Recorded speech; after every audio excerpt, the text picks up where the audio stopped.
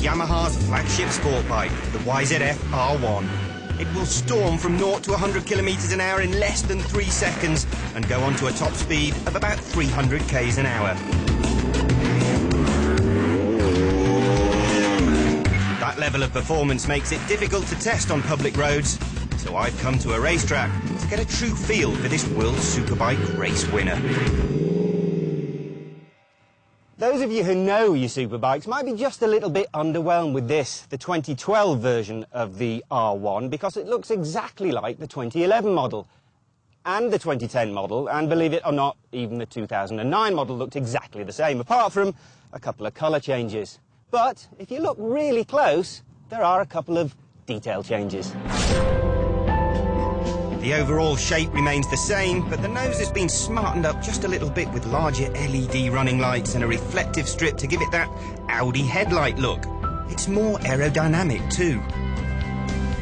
There are some new foot pegs, a new spring for the rear shock, and a slight change to the side fairing, but otherwise it's Yamaha's 50th anniversary colours, and on this bike at least, the Colin Edwards signature that mark it out as a 2012 model.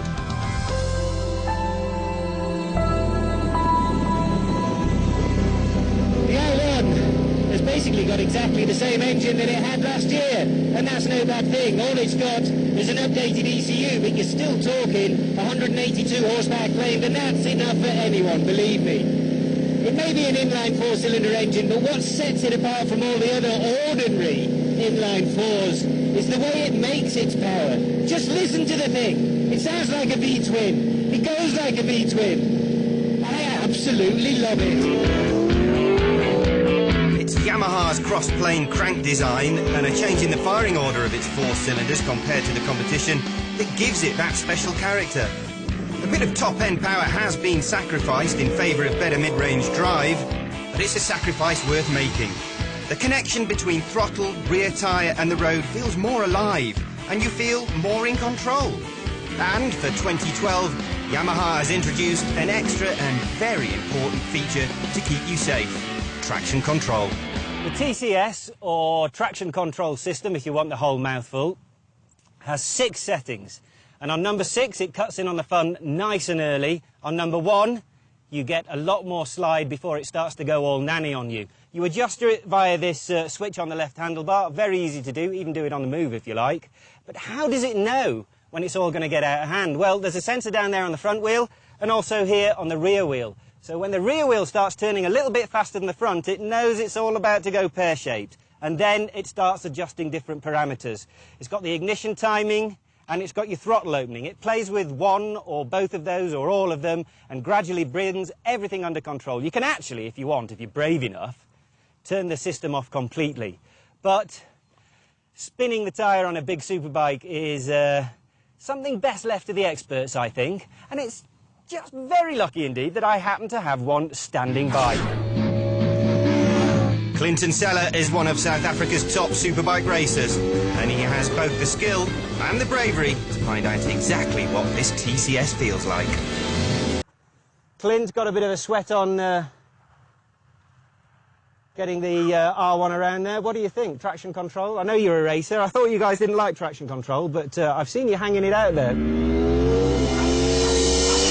Yeah, it definitely lets you get a foot or so out just before things start getting a little bit ugly and you could maybe throw yourself down the road. But yeah, it lets you hang it out, lets you have a bit of fun, look a little spectacular, which is kind of good. Which is always nice. Yeah, exactly. I'm surprised. What really impresses me watching you is how much it lets you get away with before it chimes in again. And it's fairly consistent, is it? Yeah, it seems to stay the same every lap, which is nice because it's not like it's going to fire you out of the seat or anything. It comes back gently, which is nice.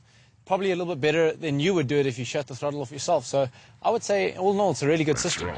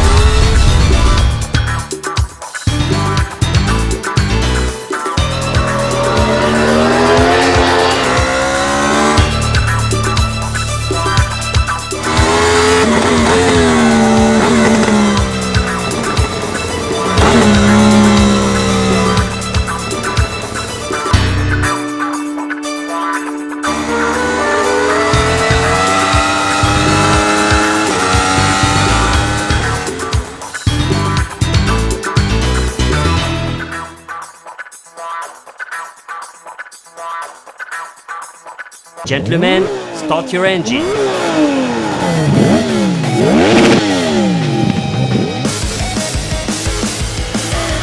Première, gaz en grand, lâchez l'embrayage sauvage et la Porsche GT3 RS et toute sa quincaillerie de clous restent collés sur place.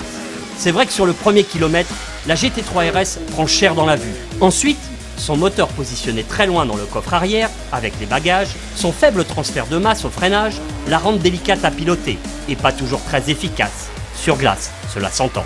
Les 450 chevaux ne lui sont pas toujours utiles, tant le principal problème reste de doser savamment les gaz pour trouver la bonne vitesse de patinage et conserver un minimum d'adhérence. Du côté de la R1, les accélérations sont quasiment aussi foudroyantes que sur le sec, avec un 258 km/h relevé au compteur dans la longue ligne droite du Paul Ricard. L'ancien record de vitesse sur glace détenu par Craig Jones avec 20 bornes de moins est pulvérisé, désagrégé.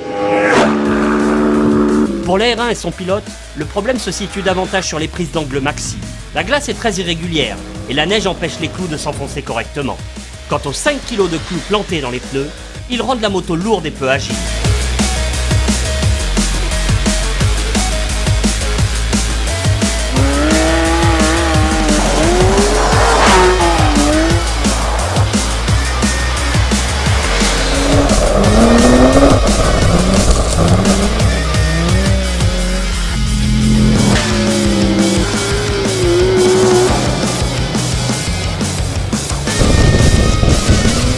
Alors au final, que croyez-vous qu'il se passa entre ces deux-là? Ce qu'il devait se passer. Avec un meilleur chrono en 3 minutes 2 secondes et 7 centièmes, c'est un retard de 39 secondes au tour que la Porsche GT3 RS accuse. Sur la R1, Serge Nuc accusera lui un bon volume, à force de chercher la limite. Mais avec une telle avance, voilà qu'il lui laissait très largement le temps de remonter en selle et de finir en tête. Car lors d'un ultime run sauvage, le pneu arrière de la Yamaha R1, quelque peu tendu du string par les 5 kg de clous disposés sur son pourtour et centrifugé à plus de 250 km/h, va se volatiliser. Enfin de quoi réconcilier tout le monde, petit motard qui pue, et qu'est ce